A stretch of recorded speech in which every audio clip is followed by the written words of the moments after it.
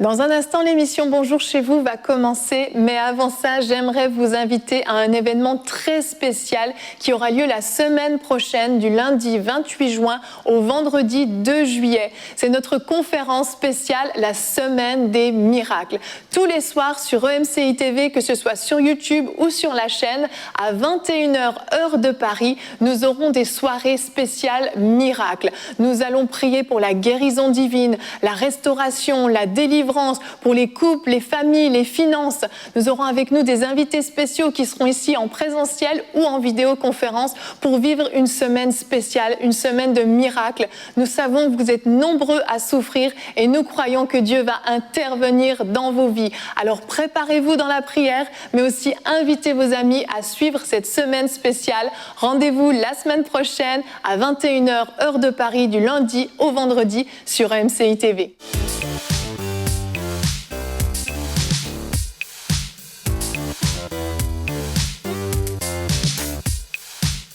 Bonjour à tous et bienvenue sur le plateau de Bonjour chez vous. On commence une nouvelle semaine d'émission et je suis très heureuse de vous retrouver. Aujourd'hui, nous allons parler de la crainte de Dieu. Pourquoi faut-il craindre Dieu? Et nous avons une thématique vestimentaire que Frank n'a apparemment pas respectée aujourd'hui.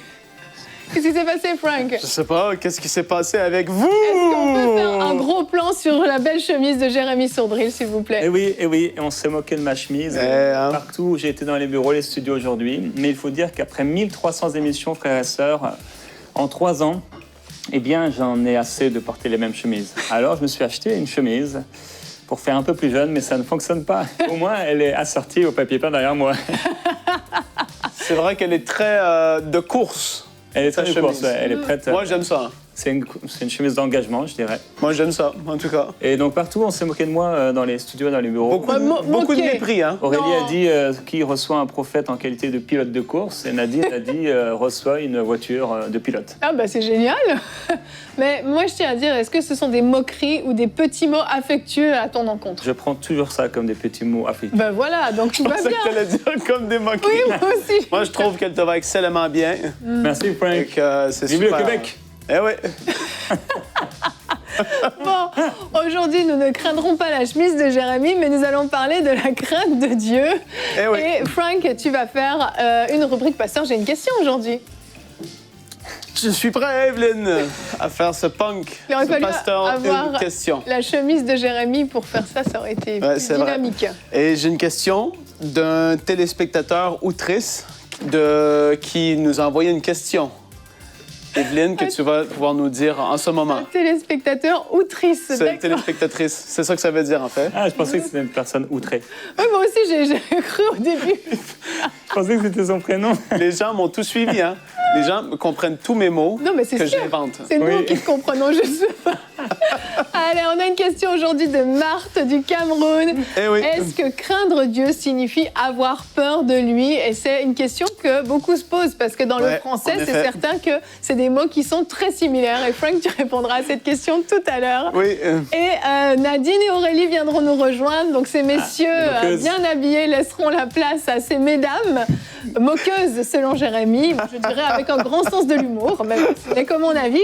Nadine nous présente une Bible aujourd'hui, c'est le livre de la semaine, entre guillemets, Bible, Esprit et Vie, qu'elle va nous présenter tout à l'heure. Et puis, Aurélie nous partagera le témoignage de Karen de France, une femme qui a été baptisée du Saint-Esprit alors qu'elle était en train de s'éloigner de Dieu.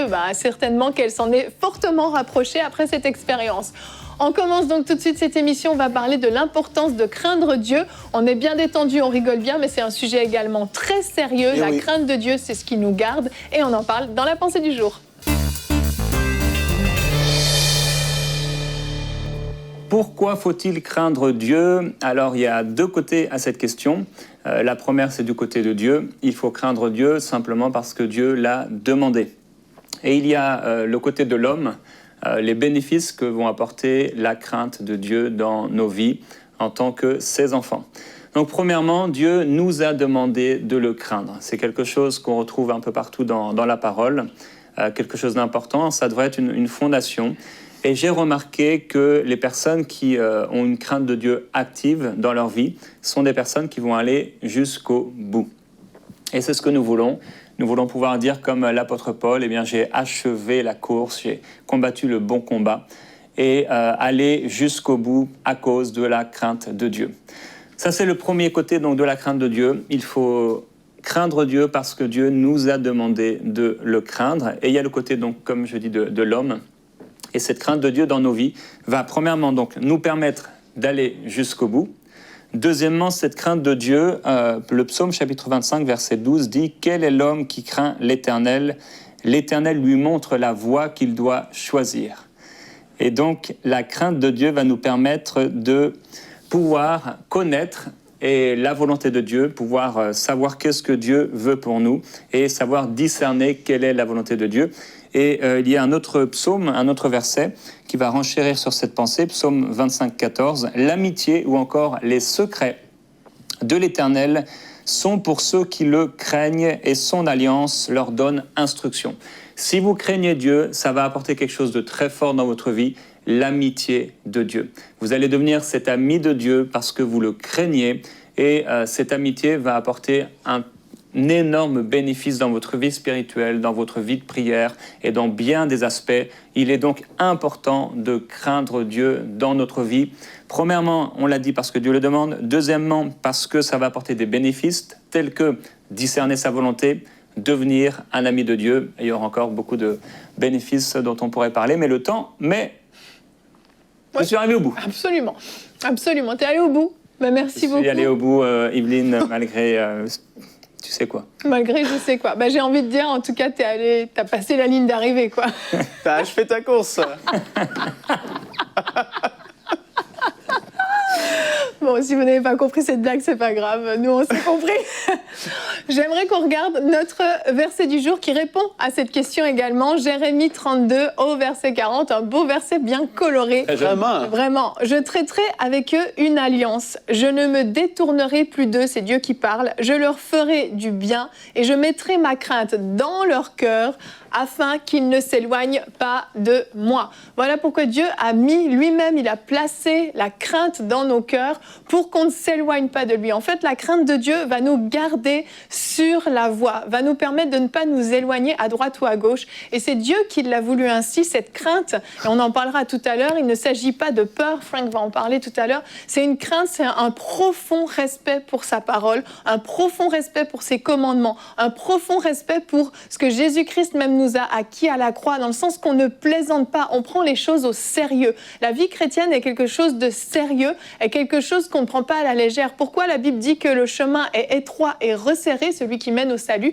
Parce que c'est quelque chose de très sérieux. Si on prend les choses à la légère, sans respecter la parole, sans tenir compte de ce que Dieu a commandé, eh bien, on risque fortement de se dérouter à droite ou à gauche et de s'éloigner de ce chemin qui est étroit et resserré. Exactement, Yveline. Et c'est à la fois sérieux et à la fois on peut profiter de la joie du Seigneur. Et en cette journée, je veux vous encourager à profiter de la joie du Seigneur, n'est-ce pas, Frank? Oui, amen. Il y a beaucoup de joie sur ce plateau. Non, c'est vrai, il y a les deux aspects en fait. Quand on parle de la crainte de Dieu, tu as bien fait de rappeler qu'est-ce que c'était la crainte de Dieu, un profond respect pour Dieu.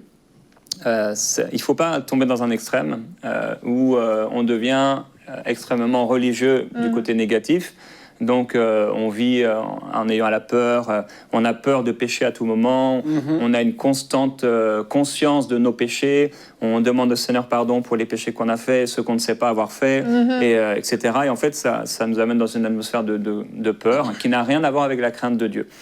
Par exemple, on a ri dans cette émission, on rit constamment dans nos vies personnelles, Parfois, on est des amis. Constamment, oui, Constamment, absolument. ouais, Sans que les gens le voient, on a ri tout à l'heure. Exactement. Voilà. Fortement. Et je ris chaque jour de ma vie grâce à ma femme, entre autres, gloire à Dieu. Mais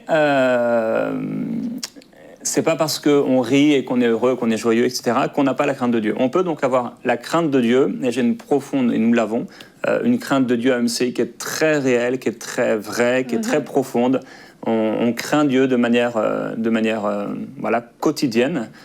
Donc on craint Dieu, on veut lui être intègre. On veut marcher dans l'honnêteté, dans la vérité, rester droit sur sa parole. Et toutes ces choses qui sont des manifestations un peu de la crainte de Dieu. Mais ça ne veut pas dire non plus, comme je l'ai dit, qu'on ne va pas rire, qu'on ne va pas plaisanter, qu'on ne va pas avoir des temps de qualité, etc. avec les personnes qui nous entourent. Donc on peut, comme tu l'as dit, être sérieux, et il faut être sérieux avec Dieu. Un jour, quelqu'un en prophétisant m'avait dit, je pense que c'était en 2009 ou 2007, je ne sais plus, dans une prophétie, il m'a dit « Es-tu sérieux avec Dieu ?» C'était un Américain. Et cette question m'est toujours restée. J'ai été sérieux avec Dieu, je le suis toujours. Mais c'est vrai, on doit se poser la question, est-ce que je suis sérieux avec Dieu? Parce que si on craint Dieu, on ne se permettra pas de tomber dans le péché. Alors, d'une manière ou d'une autre, tous, Jacques dit qu'on bronche tous d'une manière ou d'une autre, mais quelqu'un qui craint Dieu, c'est quelqu'un qui a un tellement profond respect et amour pour Dieu qu'il ne veut pas lui déplaire, il ne veut pas lui faire du mal, et ça c'est vraiment important, ça doit se trouver dans nos cœurs. C'est l'attitude de cœur, en fait. Ça revient tellement souvent à ça. Il y a des gens qui ont connu la chrétienté, ou des pasteurs, des personnes qui prêchent, des hommes et des femmes de Dieu, mais toujours sérieux. Et tu te demandes, est-ce qu'ils rient parfois dans leur vie? Et tu vois des gens comme ça, et tu pourrais dire, cet homme ou cette femme craint réellement le Seigneur. Mais ça n'a rien à voir. Non. C'est dans ton cœur. Est-ce que tu le crains? Moi, j'aime rire dans la vie. J'aime faire des activités. Et les gens, parfois, ils sont venus ici, même des invités qui sont venus, qui ne nous connaissaient pas trop, et ils nous voient rire avant l'émission, ils voient les trucs, ils voient l'équipe. C'est comme ça ici. Et puis, juste avant l'émission, ça semble très sérieux. On n'est pas là en train de pleurer forcément tout le temps dans la présence de Dieu. Je veux dire, non. Mais notre cœur est tout entier pour lui et on le craint. Oui, on prend les choses au sérieux. On prend les choses au sérieux. Mais ça ne veut pas dire que tu prends les choses au sérieux que tu es quelqu'un de désagréable ou de toujours l'air frustré ou quoi que ce soit, en fait. Il faut différencier la chose. Ça vient du cœur, frères et sœurs. Donc, si dans votre vie, au plus profond de vous, vous fichez de jouer avec le péché, c'est dangereux. De jouer avec le péché, c'est dangereux. Et c'est là, en fait, la différence. Tout à fait. Et la Bible dit qu'on ne se moque pas de Dieu, que Dieu est amour, mais qu'il est aussi un feu dévorant. Et je crois que la crainte de Dieu, c'est avoir conscience de ça, avoir conscience de cet amour extraordinaire, jusqu'à donner son Fils unique, alors qu'il était au ciel avec lui, il le place sur cette terre, il le met à la croix. Ça a été le sacrifice ultime de Jésus, mais de Dieu le Père aussi. Cet amour incroyable, bien sûr, mais aussi ce feu dévorant qui dit, moi, je veux que vous soyez saints. Il n'y a rien d'impur qui peut entrer dans mon royaume. Il n'y a rien de souillé qui peut entrer. Et c'est ça aussi le sérieux. C'est cet amour, oui, mais c'est cette crainte qui fait qu'on va dire à Dieu, OK, je ne joue pas à la chrétienté, je ne joue pas à l'église, je ne joue pas à la vie chrétienne, je ne joue pas à faire semblant, je ne suis pas dans un monde d'apparence. J'ai effectivement cette attitude de cœur qui me garde toujours sur ce chemin que tu as placé et je ne veux pas m'en éloigner. Et en fait, cette crainte, c'est aussi avoir peur finalement de s'éloigner de ce chemin. C'est se dire, mais je veux absolument, oui, aller au bout de la course, on rigolait tout à l'heure, mais quelle horreur d'avoir commencé la course et de ne pas pouvoir l'achever, de ne pas passer cette ligne d'arrivée. Mais quelle catastrophe en fait, c'est horrible d'avoir vécu une vie chrétienne en partie avec légèreté et finalement, avant la ligne d'arrivée, tu dis oh non, finalement ça m'intéresse. Ouais, et il y a beaucoup de gens en fait aussi qui associent, ou même des gens que vous côtoyez possiblement, qui vont voir des chrétiens et ils vont se dire, mais il est chrétien ou elle est chrétienne, et elle semble avoir de la joie dans la vie, elle semble être heureuse, elle semble épanouie, elle ne se prive pas de toutes sortes de choses, parce que les gens ont souvent associé la chrétienté à un tas de règles et un tas de privation, et aussi ce que la Bible appelle des œuvres mortes. C'est-à-dire que, à cause de notre crainte de Dieu, on va faire telle ou telle action ou telle œuvre, etc.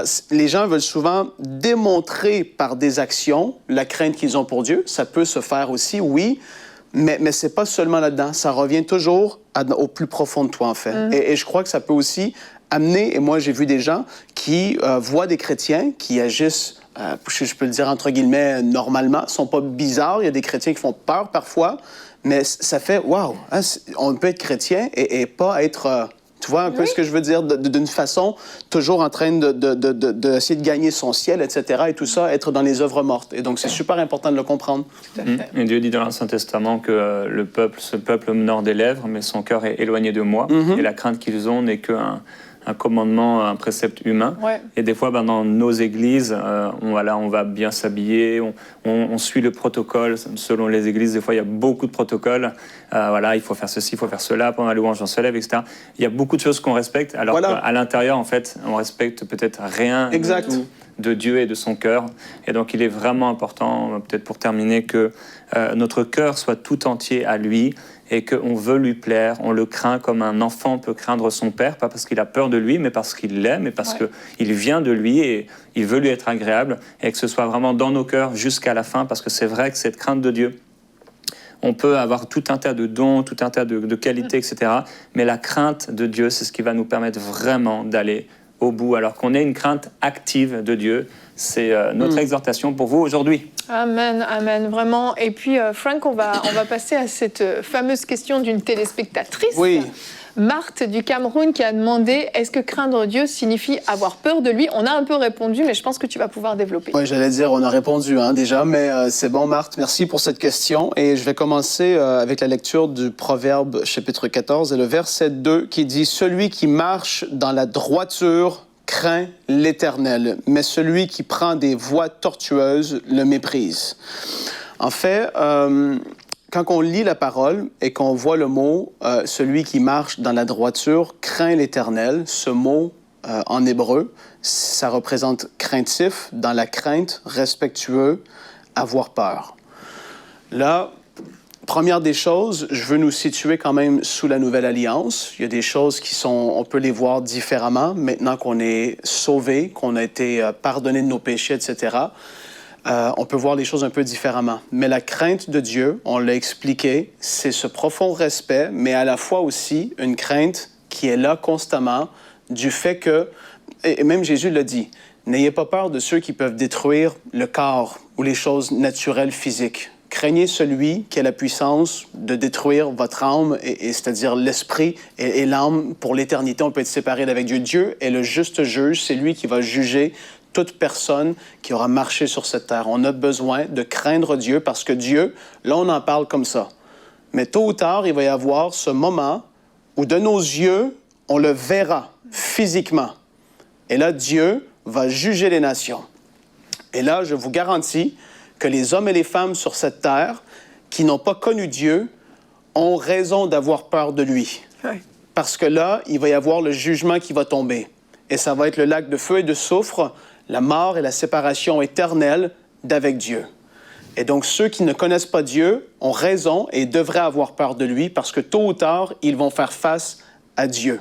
Et ce ne sera pas Dieu, le gentil agneau de Dieu qui est venu sur cette terre mourir pour nous. Là, ça va être Dieu, dans sa parfaite justice, qui va juger le monde. Donc ça, de ce côté-là, oui.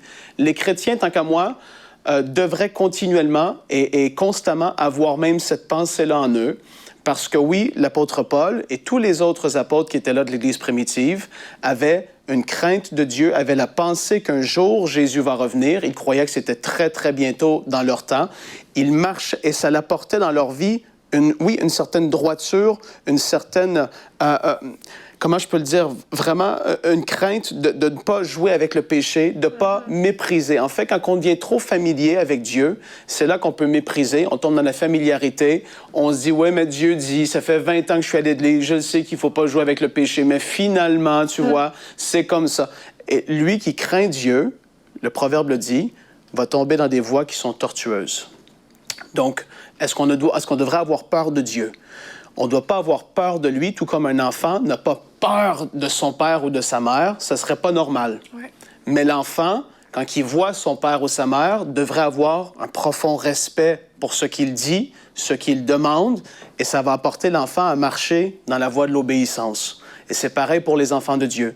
On ne doit pas avoir une peur de dire « mais les éclairs de Dieu vont me tomber dessus et me frapper et vont me tuer ». Ce n'est pas dans ce type de peur-là qu'on doit être, mais on doit être dans cette révérence profonde qui va nous amener sur le chemin de l'obéissance. Et même d'ailleurs, je vais vous lire un passage et un des bienfaits de craindre Dieu, le psaume 128, les versets 2 à 4. « Tu jouiras alors du travail de tes mains, tu es heureux, tu prospères.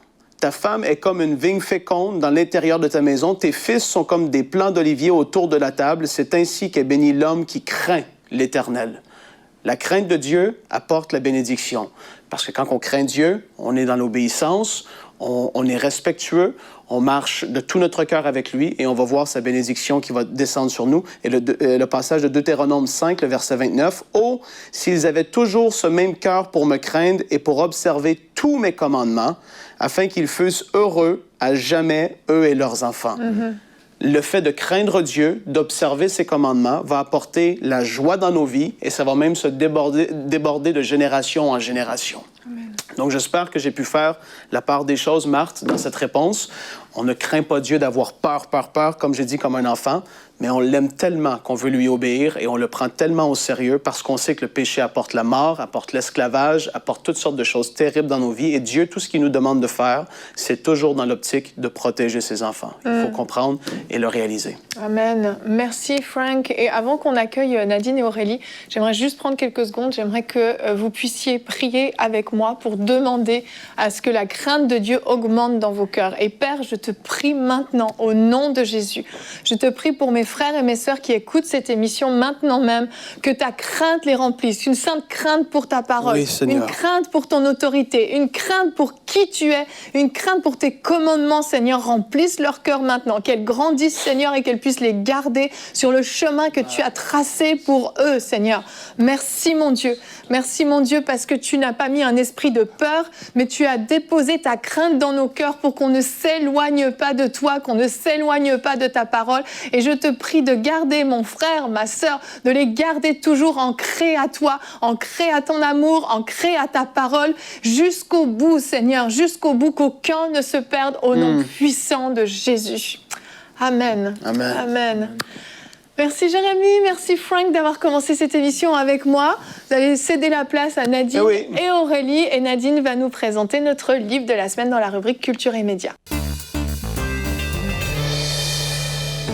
Découvrez le livre de la semaine.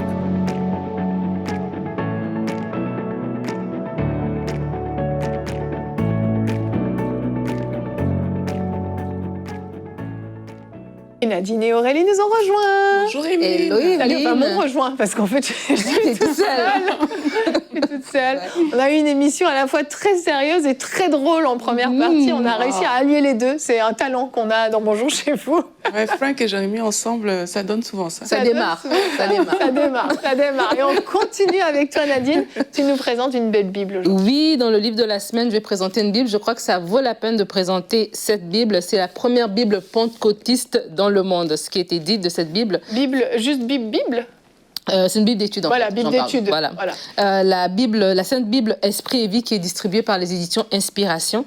Et c'est une Bible qui est facile à utiliser, c'est la mienne en fait. Et c'est une Bible ici en fait qui amène la personne à développer une étude centrée sur Christ dirigée par l'Esprit. Quand on dit une Bible pentecôtiste, c'est pas vraiment les thématiques, la façon dont c'est exploité, c'est pour nous amener à vraiment voir beaucoup ce que le Saint-Esprit a fait à travers les Écritures. C'est dans les commentaires. Dans les commentaires, Bible est la même que n'importe quelle Bible. La Bible reste la même. Il n'y a pas des mots charismatiques. Non. Mais c'est dans les commentaires. Dans les commentaires. C'est 3000 articles de commentaires, 77 dossiers thématiques. Et vraiment, c'est ça. Donc, c'est faire une emphase sur la personne et l'œuvre du Saint-Esprit dans les commentaires. Et donc, c'est plusieurs théologiens, évidemment, qui font ces commentaires-là, dont Donald Stamps et plusieurs autres que je ne vous dirai pas le nom. Mais bref, c'est des théologiens, c'est vraiment des personnes bien versées dans les Écritures qui vont donner des commentaires détaillés. À l'arrière, il y a des cartes en couleur, etc. Et en fait, les caractéristiques principale de la Bible ici, c'est qu'il y a des symboles qui indiquent des doctrines essentielles de la tradition pentecôtiste. Il y a 77 articles qui expliquent les aspects historiques et théologiques des thèmes majeurs. Il y a des notes approfondies, évidemment, sur les versets clés. Il y a une introduction détaillée à chaque livre. C'est super intéressant, ça aussi. Il y a évidemment des nombreuses illustrations. Il y a des cartes en couleur, je l'ai déjà dit, des chaînes de références croisées, index de sujets, plan de lecture et concordance. C'est une super belle Bible qui est accessible à tout le monde, en fait. C'est ça aussi qui est intéressant. Des fois, quand on rentre dans des bibles d'études, on se dit, si je suis un nouveau chrétien, aujourd'hui, on parle de la crainte de Dieu. Et il y a peut-être des gens, tu as prié tout à l'heure, et peut-être des gens se disent, tiens, c'est vrai, je veux revenir au pied du Seigneur. Et ça a l'air des fois très grand quand on rentre dans une Bible un peu complexe.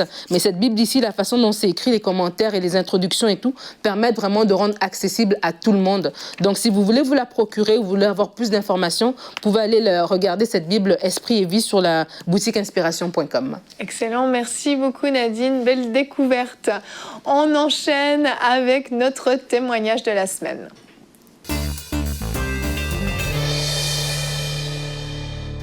« Donc, c'est l'histoire de Karen, aujourd'hui, qui nous a envoyé son témoignage. Elle habite en France.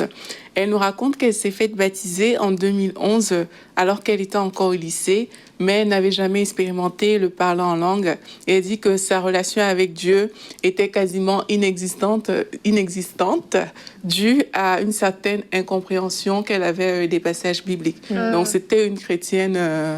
je ne sais pas comment qualifier ça, vu qu'elle n'avait pas de relation avec Dieu. C'était plus léger. Donc, voilà, c'est ça. Donc, elle dit qu'elle a découvert EMCI au hasard en août 2019. Et là, elle a commencé à regarder quelques vidéos. Donc, elle regardait des émissions comme ça un peu partout, des choses qui l'intéressaient en fonction des thèmes.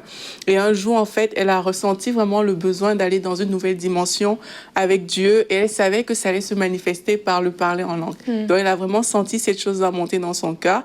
Et un samedi, c'était en décembre 2019, elle a regardé la vidéo Prière inspirée intitulée « Recevez le Saint-Esprit comme guide ».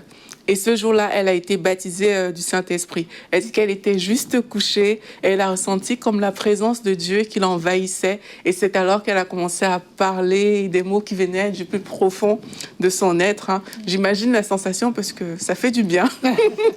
Surtout pour une première, ça me fait penser quand moi-même j'avais reçu le baptême du Saint-Esprit. Et là, elle nous explique en fait que cela a marqué un tournant dans ma vie spirituelle. C'est elle qui le dit.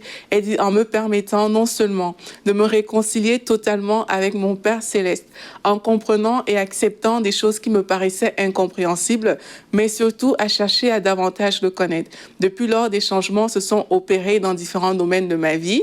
Alors qu'auparavant, j'avais cherché des mois durant un stage sans en trouver, je me suis vue décrocher un stage après cela très rapidement. Ensuite de cela, je constate des changements au niveau de mon caractère dans la mesure où je maîtrise davantage mes émotions. J'ai la certitude que cette année a marqué un tournant dans ma vie à tous les niveaux. Amen. Donc, dès que le Saint-Esprit est entré dans la place, on a vu qu'il y a des choses qui se sont décantées et ça ne va pas toucher juste son caractère, sa vie spirituelle, mais c'est même aller au niveau de son stage. Et c'est là où tu vois que tu parles en langue comme ça, tu appelles des choses en fait à l'existence. Et moi, je rends grâce à Dieu pour ça. Elle a décidé de suivre le Seigneur et il y a tellement de portes que le Seigneur a ouvertes dans sa vie. C'est super. Merci Aurélie pour ce beau témoignage. Et si vous n'avez pas encore été baptisé du Saint-Esprit ou vous voulez réactiver un peu, recevoir ce baptême de feu comme la Bible en parle, je vous invite à suivre le live qui a eu lieu il y a quelques semaines, un live de prière inspirée spécial Pentecôte. Il a duré presque 4 heures. C'était juste exceptionnel, la présence de Dieu sur ce plateau. Les téléspectateurs ne voulaient pas quitter l'émission. Et vraiment, je pense que si vous le regardez, vous allez expérimenter quelque chose de fort. Vous pouvez le trouver sur YouTube. Et en parlant de live, la semaine prochaine sera une semaine très spéciale. On l'a intitulée la semaine des miracles. Vous le savez, on est en plein campagne dedans, la campagne des 3500 héros, dont vous faites peut-être déjà partie, parce que peut-être que vous avez déjà souscrit pour pouvoir donner 1000 € ou plus. Et en fait, la semaine prochaine, on fait une semaine spéciale des miracles.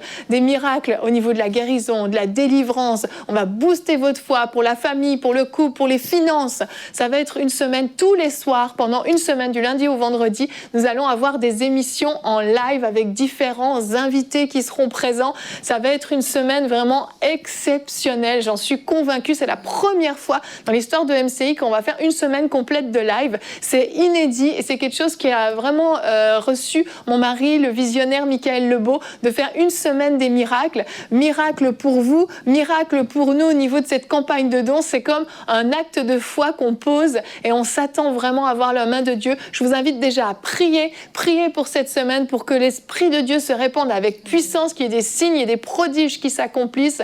Parlez-en autour de vous et tous les soirs à 21h heure de Paris sur MCI TV, ce sera sur YouTube, ce sera sur la chaîne. Si vous nous suivez par satellite, si vous nous suivez sur les différentes box, même à GoTV en Nouvelle-Calédonie, vous pouvez nous suivre 21h heure de Paris. Ce sera des lives extraordinaires que vous ne pouvez pas manquer. Et si vous voulez faire partie de ces 3500 héros, vous pouvez vous rendre sur emcitv.com/3500.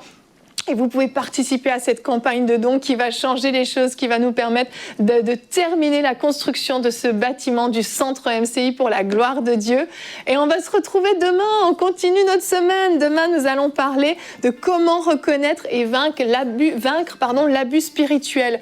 Certaines personnes, vous êtes sous l'emprise d'abus spirituels, on le sait malheureusement, c'est une pratique qui se retrouve même dans les églises chrétiennes. Et nous allons non seulement mettre en garde, mais aussi donner des solutions pour sortir de l'abus spirituel, parce que ce n'est pas la volonté de Dieu que vous viviez sous un joug comme celui-là. Et Jérémie sera encore avec nous demain pour une rubrique Conseil du coach. Ne manquez pas cette émission. À demain et bonjour chez vous.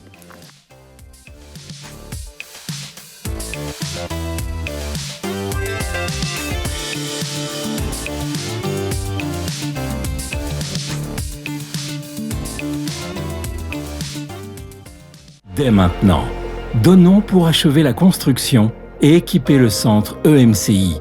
Pour faire votre don, rendez-vous sur emcitv.com/3500. Vous pouvez donner en une seule fois ou en plusieurs mensualités.